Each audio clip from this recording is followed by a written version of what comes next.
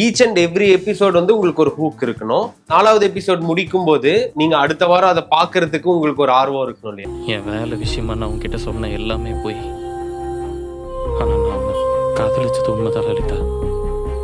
உன் கூட இருந்த ஒவ்வொரு நிமிஷமும் நான் ஆக்சுவலி அந்த எபிசோடு அந்த இது வந்து ரொம்ப எல்லாருக்கும் நிறைய பிடிச்சிருந்த ஒரு இடம். இந்த ஐராவதன் ஐராங்கிற அந்த ஒரு வில்லன் கேரக்டர் அதுக்குள்ள இருக்கும்.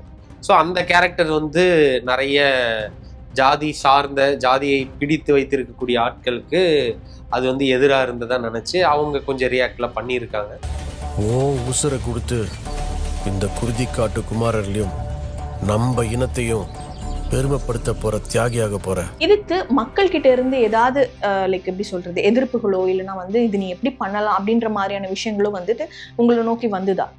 அது அதை பிடித்திருக்கக்கூடிய அந்த அமைப்புகள் அது சார்ந்த இடத்துல இருந்து சில கம்ப்ளைண்ட்ஸ் போச்சு.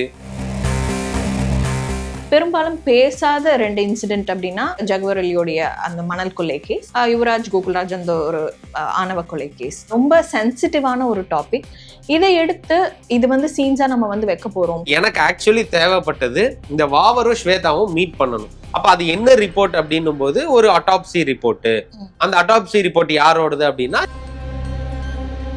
Sterlite ஆலையோடைய coverage. ஏன்னா ஃபர்ஸ்ட் நீங்க தான் பண்ணீங்க, நீங்க தான் போய் முதல்ல நின்று என்ன ஏது என்ன நடந்தது அப்படின்ற ஒரு விஷயத்த வந்துட்டு அது ஆக்சுவலி வந்து அது எனக்கான பெருமையே கிடையாது. சொல்லில் அல்ல செயலில் நிரூபித்த தமிழகத்தின் முதல்வருக்கு பிறந்தநாள் வாழ்த்துக்களை தெரிவித்துக் கொள்கிறார் பெரம்பலூர் நாடாளுமன்ற உறுப்பினர் KN அருண். போலீஸுடைய ரைட்டர் ஈரா கலை காடோடி நம்ம கூட நினைச்சுக்கிறாங்க. வெல்கம், எப்படி இருக்கிறீங்க? நல்லா இருக்கேன், சிறப்பா இருக்கேன், நன்றி. சொன்ன மாதிரி நிறைய நாங்க வந்துட்டு பிஞ்ச் வாட்ச்க்கான சீரீஸ்னு பார்க்கும்போது இது வந்து ரொம்ப யூனிக்கா தனித்துவமா இருக்கு இல்லையா? போலீஸ் இது எப்படி நடந்தது உங்களுக்கு? யூஸ்வலா இந்த மாதிரி இந்த லாங் ஃபார்மேட் சீரீஸ்ன்னு சொல்லப்படுற இந்த 100 எபிசோட் ஃபார்மேட் வந்து பாத்தீங்கன்னா ஜென்ரலா நிறைய வந்து டிராமா பேஸ்டா இருக்கும். ரொம்ப இன்டர்பர்சனல் ரிலேஷன்ஷிப்பு டிராமா பேஸ்டா தான் ரொம்ப இருக்கும். இதுலயுமே வந்து டிராமா தான் ஹைலைட்டிங்கா இருக்கும்னு வச்சுக்கோங்களேன். ஆனா when it comes to இது ஒரு போலீஸ் அவங்களோட லைஃப் அப்படின்னும் போது அவங்களோட லைஃப்ல கேசஸ் இல்லாம அவங்களோட லைஃப் கிடையாது. இப்போ கேஸ்ன்னும் போது it has to be very interesting, இன்ட்ரிகியூவிங்கா இருக்கணும். அந்த இன்வெஸ்டிகேஷன்ஸ் அப்படி இப்படின்னு அந்த களமே நமக்கு வந்து அதை வந்து அமைச்சு கொடுத்துருக்கு. அப்போ அவங்களுடைய இன்டர்பர்சனல் ரிலேஷன்ஷிப்போட சேர்த்து அந்த டிராமாக்களோட சேர்த்து இந்த விஷயங்களை நம்ம வந்து உள்ள வைக்கிறோம். உள்ள வைக்கும்போது அதுல நிறைய ஃபிக்ஷனாக செய்யப்பட்ட கேசஸும் நான் உள்ள வச்சிருக்கேன். ஃபிக்ஷனா அவுட் அண்ட் அவுட் வந்து ஃபிக்ஷனா இருக்கக்கூடிய கேசஸும் இருக்கும், ரொம்ப ஃபன்னியான கேசஸும் இருக்கும். அதே சமயத்துல நம்மளை சுத்தி நடந்திருக்கக்கூடிய சில முக்கியமான நிகழ்வுகளையும் அதுக்குள்ள வச்சு அதை வந்து ஒரு ஃபிக்ஷனேட் பண்ணியிருக்கும். அண்ட் போலீஸ் ஸ்டார்ட் ஆகும்போது வந்து ஒரு திருடன் போலீஸ் கதை மாதிரி இருக்கும். ரொம்ப ஒரு ஃபன்னியான ஒரு ஸ்டோரி அப்படின்ற மாதிரியான ஒரு தாட் ப்ராசஸ்ல ஆரம்பிச்சது இல்லையா? பட் ஆனா லைக் ஸ்டோரி வந்து அன்வேல் ஆக ஆக ஆக ஒரு எபிசோட்ஸுமே வந்துட்டு அந்த ஒரு ஈகர்னஸை வந்துட்டு தூண்டுற ஒரு விதமா வந்துட்டு கதைக்களம் அப்படி எடுத்துட்டு போறீங்க இல்லையா? இதுக்கு பின்னாடி ஏதாவது இருக்கா? ஏன்னா ஒரு 25th எபிசோட்ல இருந்து என்ட்ரி கொடுக்குறீங்க, அதுல இருந்து தெரியுது அந்த ஒரு ஷிஃப்டே வேற மாதிரியான ஒரு கோணத்துல வந்து போகுது. இந்த ஒரு கதைக்களம் அமைக்கிறதுக்கான ஒரு ஸ்பேஸ் அண்ட் இது எப்படி நடந்தது? ஃபர்ஸ்ட் 24 எபிசோட் சொன்ன மாதிரி வேற ஒருத்தவங்க பண்ணிட்டு இருந்தாங்க. 25th இருந்து வேற சேஞ்ச் தேவைப்படுது அப்படின்னு சொல்றாங்க. அதுக்கப்புறம் தான் நான் வந்து உள்ள போறேன். உள்ள போகும்போது பார்த்தா இதனுடைய ஃபார்மேட்லேயே வந்து பாத்தீங்கன்னா வீக்லி வந்து 4 எபிசோட்ஸ் வரும். ஈச் அண்ட் எவ்ரி எபிசோட் வந்து உங்களுக்கு ஒரு ஹூக் இருக்கணும். வீக்கெண்ட் பேங்கர் அந்த 4வது எபிசோட் முடிக்கும் போது ஒரு பெரிய பேங்கர் இருக்கணும். நீங்க அடுத்த வாரம் அதை பாக்குறதுக்கு உங்களுக்கு ஒரு ஆர்வம் இருக்கணும் இல்லையா? ஸோ அதை வந்து கட்டமைக்கணும். அப்படிதான் வந்து ஒரு இதுவுமே பண்ணுவோம். இதை எப்படி வந்து கன்சிடர் பண்ணிக்கிட்டேன்னா ஒரு 8 எபிசோட் அப்படிங்கிறத ஒரு சினிமா ஒரு படத்தோட ஒரு ஸ்கிரிப்டா நான் வந்து கன்சிடர் பண்ணிப்பேன். அதோட ஆர்க்கு, அதோட ஸ்கிரீன் பிளே, அது எல்லாமே வந்து ஒரு 8 எபிசோடுங்கிறது ஒரு படம். அப்போ ஒரு படத்தோட ஹை பாயிண்ட்ஸ் என்ன, எந்தெந்த இடத்துல படத்துல வந்து ஒரு ட்விஸ்ட் வரும், என்னென்ன நடக்கும், அந்த கேரக்டர்ஸ்குள்ள என்ன நடக்கும், இந்த கேஸ்க்குள்ள என்ன நடக்கும் அப்படிங்கறத வச்சு அதை வந்து கட்டமைச்சுட்டே இருந்தோம். அது ஒரு பெரிய சேலஞ்சிங்கான ஜாப் தான் வைங்களேன். பிகாஸ் எவ்ரி எபிசோடு வந்து உங்களை ஹூக் பண்ணும். 4வது எபிசோட் முடியும் போது ஒரு பெரிய ஹூக் ஒன்று இருக்கணும். அது ரொம்ப ஆர்டிஃபிஷியலாவும் உள்ள வரக்கூடாது. அந்த கேஸோட அவங்க இந்த கேரக்டர்ஸோட லைஃபோட சேர்ந்து அது எல்லாமே நிகழணுங்கிறது ஒரு பெரிய சேலஞ்சா தான் இருந்தது. பட் சக்சஸ்ஃபுல்லா அதை வந்து கடந்து வந்துட்டோம். 100 எபிசோட். போலீஸ் வந்து ஸ்ட்ரீம் ஆயிட்டு இருந்த டைம்லயே வந்துட்டு நிறைய மத்த லைக் வெப் சீரிஸும் நம்ம வந்து பார்த்தோம் இல்லையா? பட் ஆனா ஒன்னொன்னுமே வந்து டிஃப்ரெண்ட் கதை களத்துல இருந்தது. அண்ட் மத்த பிளாட்ஃபார்ம்ஸ்லயும் வந்து நம்ம பார்க்கும்போது போலீஸ்ன்னு சொல்லும்போது இன்னொரு லைக் போலீஸ் ரிலேட்டடான சீரிஸும் வரும்போது ரெண்டுத்துக்கும் டிஃபரன்ஸ் காட்டணும் நீங்க. லைக் ஓன் பிளாட்ஃபார்ம்லயும் வந்து ஸ்ட்ரீமிங் ஆகிட்டு இருக்க மத்த இதோடையும் சேலஞ்ச் பண்ணணும். அண்ட் மத்த இன்னொரு காம்படிட்டிவ் பிளாட்ஃபார்ம்ல இருக்கக்கூடிய சீரீஸ்க்குமே வந்துட்டு நீங்க அகைன் அது வந்து போலீஸ் ஜானர்ல இருக்கும்போது இந்த கிரைம் கூட எப்படி நீங்க வந்து போட்டி போடுறீங்க? எப்படி வந்து யூனிக்கான இதுதான் என்னுடைய வந்து ஸ்டோரி, இந்த ஒரு 4 எபிசோடுக்கு நான் இப்படி பண்ணா நல்லா இருக்கும் அப்படின்னு சொல்லி எப்படி டிசைட் பண்ணுவீங்க? ஆக்சுவலி டு பி ஆனஸ்ட், இதுல வந்து 2 விஷயம் இருக்கு. மற்ற இதுல என்ன பண்ணிட்டு இருக்காங்கன்னு நான் பார்த்ததும் கிடையாது. ஓகே. ஆல்சோ இதுலயுமே நம்ம புதுசா என்ன பண்ணணும் அப்படின்னு யோசிக்கிற அளவுக்குலாம் ஒரு டைமும் இருக்காதுன்னு வைங்களேன். ஜஸ்ட் வந்து என்னன்னா, இது வந்து பயங்கர ஒரு ரொம்ப டைட்டா நடக்கக்கூடிய ஒரு வேலை. அதுவும் நான் இனிஷியல்ல இருந்து இல்லாம 25th எபிசோட்ல இருந்து போகும்போது ஷூட்டு எவ்ரி மந்த் வந்து 16 எபிசோட்ஸ் வந்து நான் வந்து டெலிவர் பண்ணணும் வித் டயலாக் வெர்ஷனோட. அப்போ 16 எபிசோட்ஸ்னா ஃபர்ஸ்ட் ஒரு சீன் ஆர்டர் போடணும். 16 எபிசோடுக்கு ஒரு சீன் ஆர்டர் போடணும். அதை போயிட்டு இப்போ ஃபர்ஸ்ட் எனக்கு வந்து ஃபர்ஸ்ட் லெவல்ல எக்ஸிகியூட்டிவ் ப்ரொடியூசர்ஸ் இருப்பாங்க. ஹாட்ஸ்டார்ல வந்து எனக்கு வந்து நிலா, ரோஹித் அப்படின்னு 2 பேர். இவங்க கிட்ட ஃபர்ஸ்ட் டிஸ்கஷன் நடக்கும். அவங்க கிட்ட ஒரு லேயர் ஆஃப் அப்ரூவல் நடக்கும். இது முடிஞ்சதுக்கு அப்புறம் அந்த சீன் ஒன்லைனர்ஸ் எடுத்துட்டு போயிட்டு பாலா சார், குட்டி சார், இவங்க 2 பேரும் ஹாட்ஸ்டார், விஜய் டிவி அவங்க அந்த ஹெட்ஸ் கிட்ட போயிட்டு இதை நரேட் பண்ணணும். அப்புறம் அவங்களோட ஃபீட்பேக் இது எல்லாத்தையும் எடுத்துக்கிட்டு then I have to start writing the dialogue version. So நீங்க வந்து பாத்தீங்கன்னா இதுக்கு வந்து ஒரு நீங்க சொல்ற மாதிரி அவங்க என்ன பண்றாங்க, இவங்க என்ன பண்றாங்க, நம்ம ஒரு முறையும் புதுசா என்ன பண்ணோம் அப்படின்னு யோசிக்கிற அளவுக்கு டைம் அண்ட் ஸ்பேஸ் கிடையாது. நான் யோசிச்சு பண்ண ஒரே விஷயம் என்னன்னா, நமக்கு கொடுக்கப்பட்டிருக்கிற இந்த வேலை, நம்ம ஏன் இந்த இடத்துக்கு வந்திருக்கோம், இந்த துறைக்கு வந்திருக்கோம், இந்த வேலையை பார்க்கிறோம், நமக்கு ஒரு கதை சொல்லணும். ஸோ அந்த கதை சொல்றதின் மூலமா நம்ம என்ன பண்ண ட்ரை பண்றோம், கதை சொல்றதின் மூலமாக உங்களை சிரிக்க வைக்கணும், அழ வைக்கணும், இல்ல உங்களோட மனசை லைட்டா வருட வைக்கணும், இல்ல உங்களை ஏதோ ஒரு வகையில யோசிக்க வைக்கணும், இதுதான் பண்ணணும். அப்போ நான் கான்சென்ட்ரேட் பண்ணது ஒவ்வொரு நாளும் ஒவ்வொரு காட்சியும் எழுதும் போது இது in some way or the other ஏதோ ஒரு இமோஷனை உங்களுக்கு கொடுக்கணும், உங்களுக்குள்ள இருக்கக்கூடிய ஏதோ ஒரு விஷயத்த கிளறணும் அப்படிங்கிற ஒரு மோட்டிவ்ல தான் பண்ணிட்டு இருந்தனால சுத்தி என்ன நடந்துட்டு இருந்ததுன்னு கவனிக்கல. இதை பண்ணணுங்கிறதுக்காகவும் பண்ணல. அது ஒரு இயல்பா ஒரு கதை சொல்லணும் அப்படிங்கிற ஒரு நகர்வுல நடந்தது. ஓகே. அண்ட் நீங்க வந்து 25th எபிசோட்ல வந்துட்டு உள்ள என்ட்ரி கொடுத்ததுக்கு அப்புறமா ஒரு 24 எபிசோட்ஸ்க்கு இதுதான் இந்த மாதிரி தான் கேரக்டர்ஸ் இருக்க போகுது அப்படின்னு சொல்லிட்டு ஆல்ரெடி கேரக்டரைசேஷன்ஸ் முடிச்சிருப்பாங்க. அண்ட் அதுதான் நம்ம வந்து எடுத்துட்டு போற மாதிரியும் இருக்கும். சின்ன சின்ன டீவியேஷன்ஸ் கொடுக்கறது, இந்த கேரக்டருக்கு கொஞ்சம் இம்பார்ட்டன்ஸ் கொடுக்கறது, இந்த மாதிரி விஷயங்கள் எல்லாம் இருக்கு இல்லையா? உங்களோட கதையில எனக்கு இது வேணும் அப்படின்னு சொல்லி நீங்க ஒரு முடிவெடுத்து ஒரு டிஃப்ரெண்டான ஒரு கோணம் எடுத்துட்டு வர்றது, இல்லைன்னா ஒரு டேபிள்ஸ் டர்ன் பண்ற ஒரு விஷயமா நீங்க பண்றது இருக்கு இல்லையா? அந்த மாதிரி ஏதாவது நீங்க டிசைட் பண்ணி இந்த கேரக்டர் இப்படி இருந்தா நல்லா இருக்கும் அப்படின்னு சொல்லி மாத்திருக்கீங்களா? ஆமா, அதுல நிறைய அந்த மாதிரியான சேஞ்சஸ் வந்து ஆக்சுவலி நடந்திருக்கு. ஆக்சுவலி இந்த சீரீஸ் எழுதுறதோட எனக்கு இருந்த பெரிய சேலஞ்சுமே அதுதான். ஏன்னா நீங்க வந்து ஃபர்ஸ்ட் ஃப்ரெஷ்ஷா உங்களோட ஐடியா, நீங்க உருவாக்குன உலகம், நீங்க உருவாக்குன கேரக்டர்ஸ்னா ஆரம்பத்துல இருந்து நீங்க ஒரு மாதிரி எடுத்துட்டு போகலாம். பட் இது ஆல்ரெடி உருவாக்கப்பட்ட ஒரு உலகம், உருவாக்கப்பட்ட கேரக்டர்ஸ் எஸ்டாப்ளிஷ் பண்ணியாச்சு ஃபர்ஸ்ட் 24 எபிசோட்ஸ்ல. இப்போ இங்க இருந்து நான் எடுத்துட்டு போகும்போது இவங்களோட ஆர்க்கெல்லாம் ஆல்ரெடி செட் பண்ணியிருக்கு. ஸோ ராஜானா இப்படி இருக்கு, முரளினா இப்படி இருக்கணும், வாவர்னா இப்படி இருக்கணும் அப்படின்னு நிறைய அதுல செட் பண்ணியிருக்காங்க. அதுல நான் நிறைய வந்து கலைச்சு போட்டு விளையாடினேன். ஃபர்ஸ்ட் எடுத்துக்கிட்டோம்னா அந்த ராஜாவோட கேரக்டர் இருக்கு இல்லையா, ராஜாவோட கேரக்டர் வந்து ஃபர்ஸ்ட் 24 எபிசோட்ஸ் வந்து ரொம்ப இறுக்கமா இருக்கும். ஏன்னா அவருக்கு ஒரு பர்சனல் ரிலேஷன்ஷிப், வைஃப் வந்து பிரிஞ்சு இருப்பாங்க, குழந்தைய பார்த்து இருக்க மாட்டாரு அப்படிங்கிற அந்த ஒரு இறுக்கமான ஒரு இதுல இருப்பாரு. ஃபர்ஸ்ட் எனக்கு என்ன தோணுச்சுன்னா, ஒரு ப்ரொட்டகானிஸ்ட், அவரு ஒரு முக்கியமான ப்ரொட்டகானிஸ்டா இருக்கும்போது அந்த இறுக்கம் வந்து எனக்கு தேவையில்லை, ஃபர்ஸ்ட் அதை கலைக்கணும் அப்படின்னு சொல்லி அதை வந்து நான் வந்து கலைச்சு போட்டேன். அதுக்கு ஒரு டைலாக, அதுக்கு ஒரு சீனுமே வச்சிருவேன். ஒரு ஒரு ஒரு உச்சபட்ச ஒரு சோகத்தினுடைய உச்சம் வந்து என்ன அப்படின்னா பெரும் மகிழ்ச்சி ஆயிடும். ஒரு பயத்தினுடைய பெரிய உச்சம் என்னன்னா ஒரு அசாத்தியமான தைரியம் அப்படிங்கிற மாதிரி அவர் அந்த விஷயத்த பேசி then he'll become very ease ஆயிடுவாரு. அதுக்கப்புறம் வந்து ராஜாவும் வாவரும் வந்து ஒரு ரைவல்ரியா காமிச்சிருப்பாங்க ஆரம்பத்துல இருந்து. இவங்க 2 பேத்துக்கும் சண்டை சண்டை சண்டை சண்டை சண்டைங்கிறது வந்துட்டு அதை அப்படியே லைட்டா கொஞ்சம் முன்னாடி எடுத்துட்டு போய் ஒரு கட்டத்துல என்ன பண்ணிட்டேன்னா டக்குன்னு ஒரு பிளாட் ரிவீல். ஆக்சுவலி அந்த எபிசோடு அந்த இது வந்து ரொம்ப எல்லாருக்கும் நிறைய பிடிச்சிருந்த ஒரு இடம். பார்த்தா ராஜாவுக்கும் வாவருக்கும் ஒரு பிளாஷ்பேக் இருக்கும். இவங்க 2 பேரும் ஆக்சுவலி ஃப்ரெண்ட்ஸ். ஒரு கான்ஃபிளிக்ட்ல 2 பேர் பிரிஞ்சுட்டாங்க. இப்ப இந்த மாதிரி ரிவல்ரே மாறிட்டாங்கன்ற அந்த பிளாட் ட்விஸ்ட். அது வந்து ராஜாவோட வைஃப் நீலா மூலயமா நடக்கும் அப்படிங்கிற விஷயங்கள். ஸோ அந்த மாதிரி வந்து நிறைய விஷயங்கள் மாத்தணும். அதுக்கப்புறம் ஒரு கேரக்டர் இருக்காங்க. இப்ப லலிதான்ற அந்த ஹீரோயின் கேரக்டர் இருக்காங்கன்னா அவங்க ஒரு லாயர்.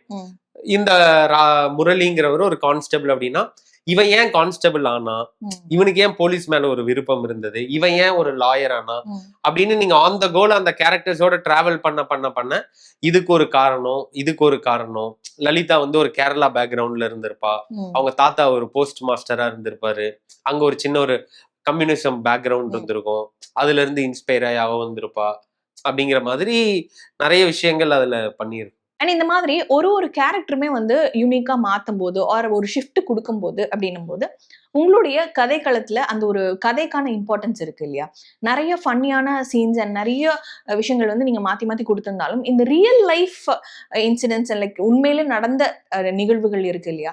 இந்த சம்பவங்கள் எல்லாம் எடுத்து நம்ம வந்து எபிசோட்ஸா கொடுக்கும்போது அதுக்கு பின்னாடி இந்த கேரக்டர்ஸ்ல எவ்வளோ ஒரு இம்பார்ட்டன்ஸ் கொடுக்குற மாதிரி இருக்கும். அண்ட் அதே சமயம் நீங்க எழுதுற கதைக்கான அந்த சீன்ஸ்க்கான இம்பார்ட்டன்ஸ் எப்படி கொடுக்குற மாதிரி இருக்கும். இதுக்கு பின்னாடி என்ன ஒர்க் போகுது? இது வந்து ஒரு இந்த ஃபார்மேட்டை பொறுத்த வரைக்கும் ஒரு பெரிய சேலஞ்சிங்கான ஒரு ஒர்க். எப்படி வந்து ஒரு நம்ம வந்து ஒரு கமர்ஷியல் யூஸ்வலா சொல்லுவாங்க இல்லையா, ஒரு கமர்ஷியல் படம் எடுக்கிறது வந்து ரொம்ப கஷ்டம் ஆக்சுவலி. மற்ற ஒரு ஜான்ரா ஃபிலிம்ஸை விட ஒரு மசாலா படமா ஒரு கமர்ஷியல் படம், ஏன்னா அது ஒரு பேக்கேஜா இருக்கணும். இப்ப எனக்குமே வந்து ஒரு எபிசோடுக்கு 8 சீன்ஸ் ஒரு 10 சீன்ஸ் இருக்குன்னா அது அந்த 8-10 சீனுக்குள்ள எல்லாத்தையுமே அகாமடேட் பண்ணணும். அதுல வந்து ஒரு டிராமா இருக்கணும், ஒரு இமோஷனல் பார்ட் ஒன்று இருக்கணும், கேஸு அதனோட இன்வெஸ்டிகேஷன் அது சார்ந்த இன்ட்ரெஸ்டிங்கான எலிமெண்ட்ஸ் இருக்கணும், ஒரு ரொமான்ஸ் இருக்கணும், ஒரு ஃபன் இருக்கணும். ஸோ கொடுக்கப்படுற அந்த ஒரு 20-22 மினிட்ஸ்க்குள்ள இந்த விஷயங்கள் எல்லாத்தையுமே பேக்கேஜ் பண்றதுங்கிறது இனிஷியலி வந்து ரொம்ப சேலஞ்சா தான் இருந்தது.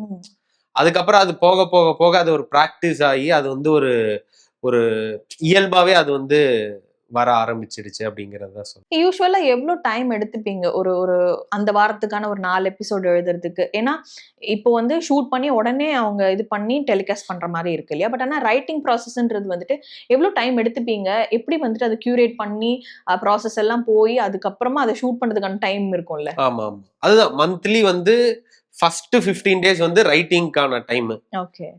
அடுத்த 15 டேஸ் வந்து இதுக்கான டைம், ஷூட்டுக்கான டைம். ஸோ யூஸ்வலா 15th அல்லது 16th வந்து ஷூட் ஸ்கெடியூல் இருக்கும். அதுக்கு முன்னாடி நான் சொன்ன எல்லா ப்ராசஸையும் நான் முடிச்சாகணும். ஸோ அந்த 15 நாளைக்குள்ள 16 எபிசோடு வந்து டெலிவர் பண்ணணும்.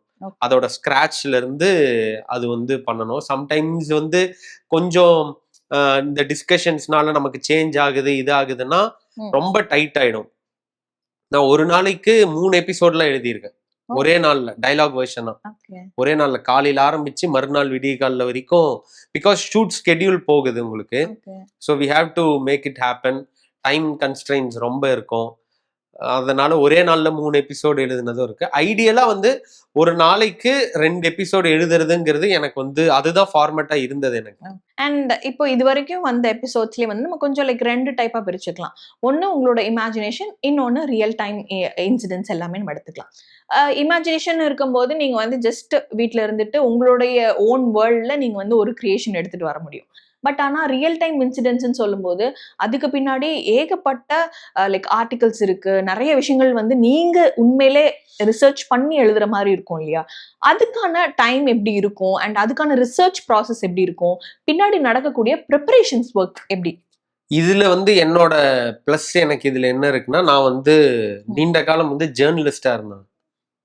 ஸோ நான் ஒரு ஃபீல்ட் ரிப்போர்ட்டிங்ல இருந்து எல்லாமே ஒரு ஜேர்னலிஸ்ட் பேக்ரவுண்டுங்கிறதுனால எனக்கு வந்து இயல்பாவே வந்து அந்த ரீசர்ச் சார்ந்த விஷயங்கள் வந்து அது என்னோட ஸ்ட்ரென்த்.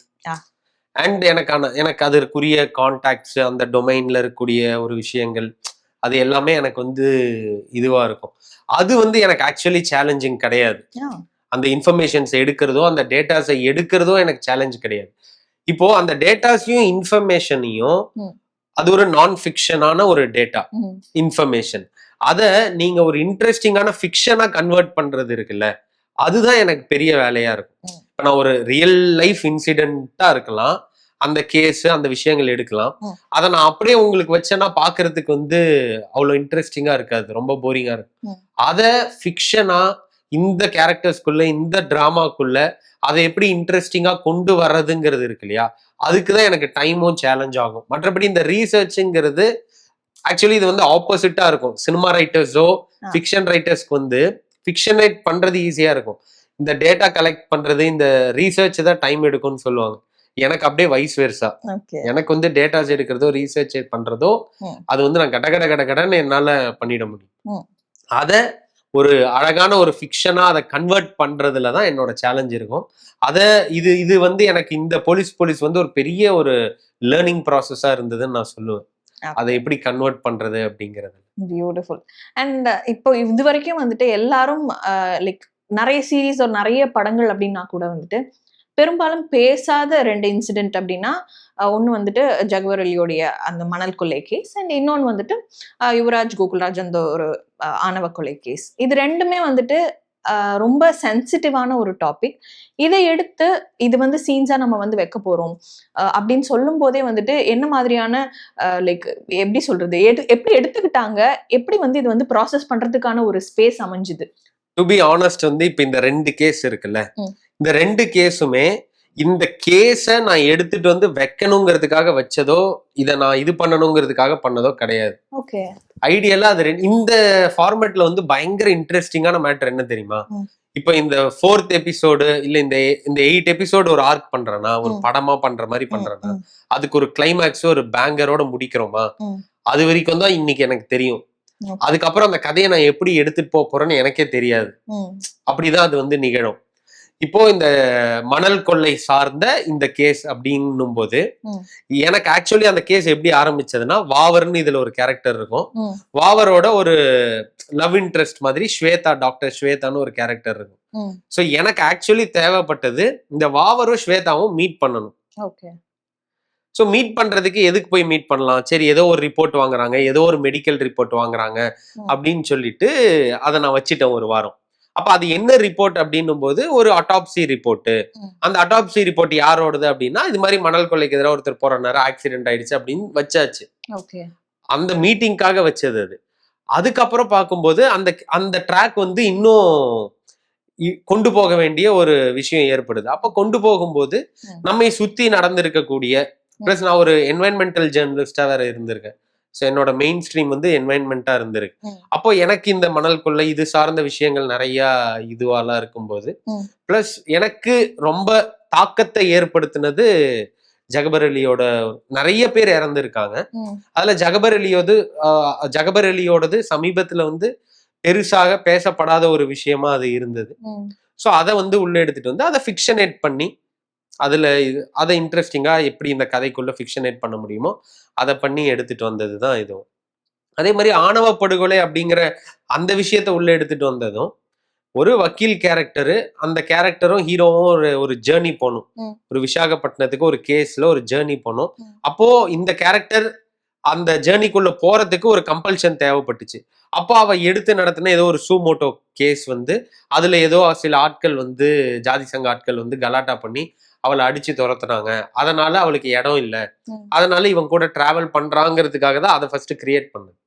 அதுக்கப்புறம் அந்த ட்ராக் திரும்ப பில்ட் ஆகும்போது அப்ப அந்த ஆணவ படுகொலைங்கிறது ஒரு குறிப்பிட்ட ஒரு இதுன்னு நான் வைக்கல. அது ஒரு யுவராஜ் கோகுல்ராஜ்ங்கிறதோ ஒரு இளவரசன் திவ்யா விஷயம்ன்றது மாதிரின்னு இல்லாம ஆணவ படுகொலைகள் எவ்வளவோ நம்மளை சுத்தி நடந்திருக்கு இல்லையா. ஸோ அந்த விஷயங்கள் எல்லாத்திலிருந்தும் விஷயங்கள் எல்லாம் எடுத்து அதை இன்ட்ரெஸ்டிங்கான ஒரு ஃபிக்ஷன் ஆக்கி அதை உள்ள கொண்டு வந்து அது மாதிரி பண்ணதுதான். பியூட்டிஃபுல் உண்மையிலே. ஏன்னா நிறைய பேர் வந்து நிறைய இடத்துல இருந்து அப்ரிஷியேஷன் கொடுத்துட்டே இருக்காங்க இல்லையா. பட் இந்த மாதிரி ஒரு சென்சிட்டிவ் சப்ஜெக்ட் வந்து நம்ம டச் பண்ணும்போது அதுக்கு பின்னாடி இருக்கக்கூடிய விஷயங்கள் உண்மை சம்பவங்கள் அப்படின்னு சொல்லும்போது அதை எடுத்துட்டு வந்து நம்ம கொடுக்கறதுக்கான ஒரு பிளாட்ஃபார்ம் அமையறது அப்படின்றதே ஒரு ரொம்ப பெரிய விஷயம்.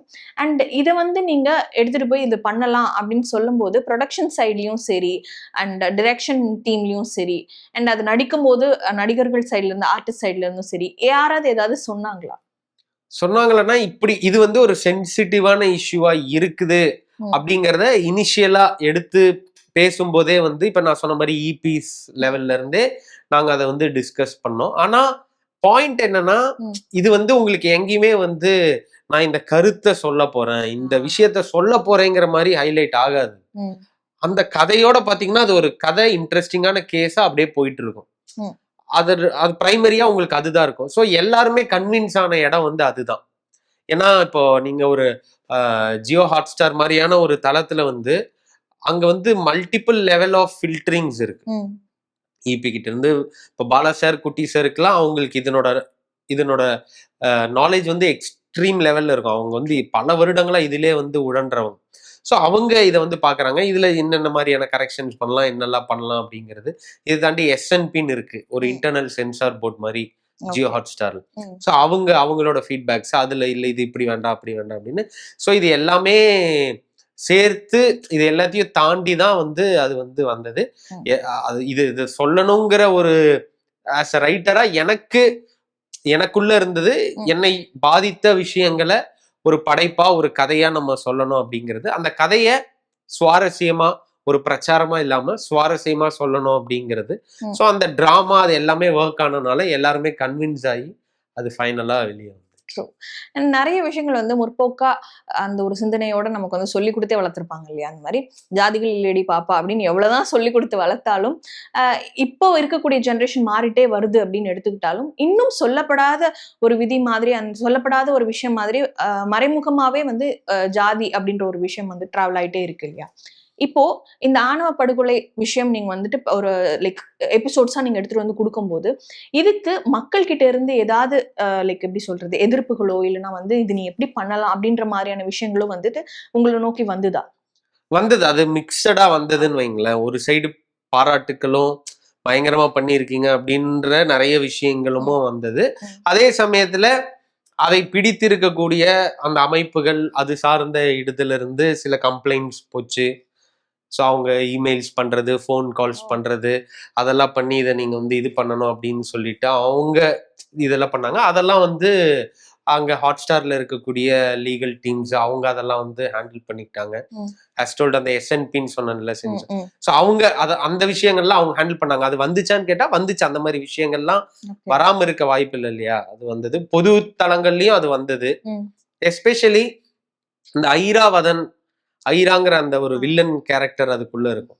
அது வந்து ரெண்டு வகையாவும் இருக்கும். அது வந்து ஒரு சின்ன ஒரு ஜாதி அமைப்பை வந்து நடத்திட்டு இருக்கிற மாதிரியான ஒரு கேரக்டர். அந்த கேரக்டர் வந்து ரொம்ப புதுசா இருக்கும். நீங்க சினிமாலேயோ இல்ல வேற எந்த ஸ்பேஸ்லயும் பார்க்காத மாதிரியான ஒரு கேரக்டரா இருக்கும். இன்னைக்கு நவீன உலகத்துல ஒரு யூஸ்வலா ஒரு ஜாதி சங்க தலைவர் இல்ல ஒரு அரசியல்வாதினா நம்ம ஒரு ஸ்டீரியோடிபிக்கலா ஒண்ணு இருக்கும் இல்லையா? வேட்டி சட்டை போட்டு அடிதடி பண்றது, கொலை பண்ண அப்படிலாம் இருக்காது. இந்த கேரக்டர் வந்து ரொம்ப கான்டெம்பரரியா எப்படி வந்து ஜாதியை வந்து உள் புகுத்துறான், எப்படி வந்து சோசியல் மீடியாவை வச்சு பசங்களை வந்து ரேடிகலைஸ் பண்ணி உள்ள எடுத்துட்டு வரான் அப்படின்னு அது ரொம்ப ஒரு இன்ட்ரெஸ்டிங்கா அது வடிவமைச்சிருந்தோம். ஸோ அந்த கேரக்டர் வந்து நிறைய ஜாதி சார்ந்த ஜாதியை பிடித்து வைத்திருக்கக்கூடிய ஆட்களுக்கு அது வந்து எதிராக இருந்ததா நினைச்சு அவங்க கொஞ்சம் ரியாக்ட்லாம் பண்ணியிருக்காங்க. But it was equal. அதுக்கு ஏத்த மாதிரி நமக்கு ஆதரவாகவும் இல்ல இது கரெக்டா தான் பேசுது, இந்த இடத்துல இது கரெக்டா பேசுறாங்க அப்படின்னும் ஒரு கூட்டம் வந்து பேசும்போது அது ஒரு மாதிரி பேலன்ஸ் ஆயிடும். அண்ட் ஆக்சுவலா வந்து இது 100 எபிசோட்ஸ் தான் பிளான் பண்ணிருக்கோம் அப்படின்னு சொல்லி ஸ்டார்டிங்ல இருந்தே இதுதான் அப்படின்னு சொல்லி டிசைட் பண்ணி வச்சிருந்தாங்க இல்லையா? இப்போ சீசன் 2க்கான லைக் ப்ரிப்பரேஷன்ஸ் ஏதாவது போயிட்டு இருக்கா, இல்லைன்னா வந்து இதுக்கப்புறம் எப்படி இருக்க போகுது கதைக்களம், என்ன மாதிரி விஷயங்களை வந்து அன்ஃபோல்ட் பண்றதுக்காக வெயிட் பண்ணிருக்கீங்க ஏதாவது? இல்ல இப்போதைக்கு 100 எபிசோட்ஸ் முடிச்சாச்சு. கண்டிப்பா 100% சீசன் 2 வந்து இதுக்கு கண்டிப்பா வரப்போகுது. அதற்கான டைம் வந்து டைம்லைன் என்ன அப்படிங்கிறதெல்லாம் டிஸ்கஸ் பண்ணிட்டு இருக்காங்க. அதை டிஸ்கஸ் பண்ணி முடிவானதுக்கு அப்புறம் அது வந்து will start working on that. Beautiful. And இன்டெப்தா இவ்வளோ நேரம் வந்து நம்ம நிறைய போலீஸ் பத்தி பேசணும். பட் ஆனால் நடுநடுவில் வந்து எனக்கு வந்து இன்ட்ரிங்காக இருந்த விஷயம் என்ன அப்படின்னா 15 நாள் நான் இங்கே இருப்பேன், 15 நாள் நான் வெளியில் போய்ட்டு சொல்லணும். எனக்கு வந்து அது கேட்டே ஆகணும் அப்படின்னு தான் இருந்தது. இந்த காடோடி அப்படின்ற ஒரு பேருக்கு பின்னாடி இருக்கக்கூடிய அர்த்தம் என்ன? ஏன்னா நாங்கள் நிறைய நாடோடி கேள்விப்பட்டிருக்கோம், இல்லை ஜிப்சி மாதிரியான ஒரு லைஃப் ஸ்டைல் கேள்விப்பட்டிருக்கோம். காடோடி அப்படிங்கிறது வந்து கொஞ்சம் யூனிக்காக இருக்கு. இதுக்கு பின்னாடி என்ன அது ஒரு ஸ்டோரி இருக்கா? இல்ல அதுக்கு பின்னாடி பெரிய ஸ்டோரியில இல்ல. தமிழ்ல ஆக்சுவலி நக்கீரன் ஒரு ரைட்டர் இருக்காரு. ஆ. அவர் வந்து சூழலியல் சார்ந்து நிறைய எழுதக்கூடிய மிக முக்கியமான ஒரு ரைட்டர். அவரோட ஒரு புக் வந்து காடோடி. அந்த ஓகே. புக்கு பேரே வந்து காடோடி. ஒரு இந்தோனேஷியால இருக்கக்கூடிய ஒரு காட்டை வந்து அழிச்ச ஒரு கதையை வந்து அவர் எழுதியிருப்பாரு. ஓகே. ஸோ எனக்கு அந்த வார்த்தை வந்து ரொம்ப எனக்கு ரொம்ப நெருக்கமா இருந்தது அந்த வார்த்தை. ம். ஏன்னா நான் வந்து நம்மளோட வெஸ்டர்ன் காட்ஸ் இருக்கு இல்லையா, ம். ஸோ கோயம்புத்தூர்ல இருந்து குன்னூர், ஊட்டி, வயநாடு வழியா ம். வெஸ்டர்ன் காட்ஸ் மலைகள் முழுக்க சைக்கிள்ல டிராவல் பண்ணியிருக்கேன். ஓ. அப் டு கோவா வரைக்கும் போயிட்டு அப்புறம் வெஸ்ட் கோஸ்ட்ல கன்னியாகுமரி வரைக்கும் வந்து திரும்ப கோயம்புத்தூர் வரைக்கும் ஒரு 3500 கிலோமீட்டர் வந்து தனியாக சைக்கிள்ல வந்து நான் டிராவல் பண்ணியிருக்கேன். ஓகே. ஸோ எனக்கு அது இல்லாம நான் வந்து வெஸ்டர்ன் காட்ஸ்னுடைய நூக் அண்ட் கார்னர் வந்து டிராவல் பண்ணியிருக்கேன். ஹிமாலயாஸ், லே லடாக் போயிருக்கேன். ம். கிளிமாஞ்சாரோ கிளைம் பண்ணியிருக்கேன். ஸோ இது மாதிரி காடுகளுக்கும் எனக்கும் ஒரு பெரும் நெருக்கம் வந்து இருந்தது. அந்த புக் வந்து எனக்கு ரொம்ப ரொம்ப பிடிச்ச ஒரு நாவல் அது, காடோடிங்கிற நாவல்.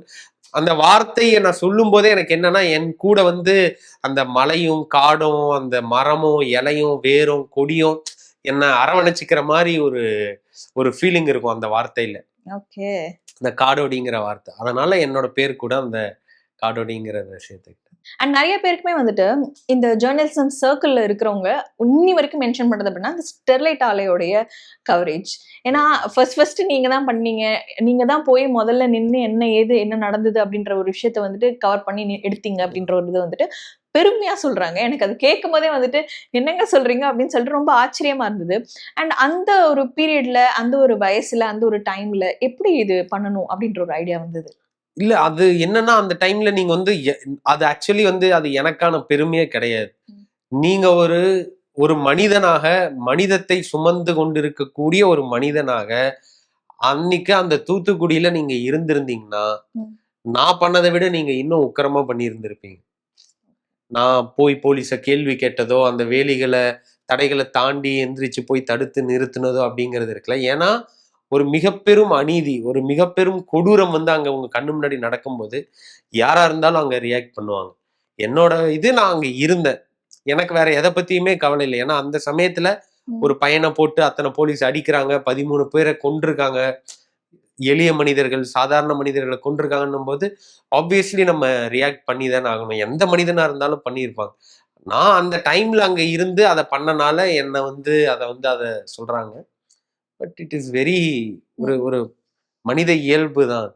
உங்களுடைய இந்த கலை பயணத்தினுடைய தேடல் வந்து இன்னும் தொடர்ந்துட்டே இருக்கணும். நீங்க தேடுற எல்லாமே வந்து உங்களை சேரணும் அப்படின்னு சொல்லிட்டு எங்களுடைய டீம் சார்பா நாங்க வாழ்த்திக்கிறோம். ரொம்ப ரொம்ப நன்றி. நன்றி நன்றி நன்றி. மார்ச் 1ஆம் தேதி பிறந்த நாள் காணும் தமிழகத்தின் தந்தை, மக்களின் கனவுகளை நனவாக்க வந்த முதல்வர் மு.க. ஸ்டாலினுக்கு மனமார்ந்த பிறந்த நாள் வாழ்த்துக்களை தெரிவித்துக் கொள்கிறார் பெரம்பலூர் நாடாளுமன்ற உறுப்பினர் KN அருண்நேரு.